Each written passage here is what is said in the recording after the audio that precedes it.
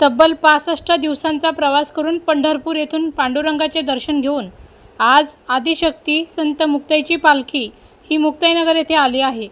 आदिशक्ती मुक्ताईच्या पालखीच्या स्वागतासाठी शेकडो दिंडी या मुक्ताईनगरमध्ये दाखल झालेल्या आहेत। महत्त्वाचं म्हणजे आदिशक्ती मुक्ताईच्या स्वागतासाठी काढण्यात आलेल्या मिरवणुकीत शाळेचे विद्यार्थी मोठ्या संख्येने वारकरी बांधव सहभागी झाले आहे। संपूर्ण मुक्ताईनगर शहराला यात्रेचे स्वरूप आले असून संततधार पावसात देखील मोठा उत्साह वारकरी बांधवांचा पाहायला मिळत आहे।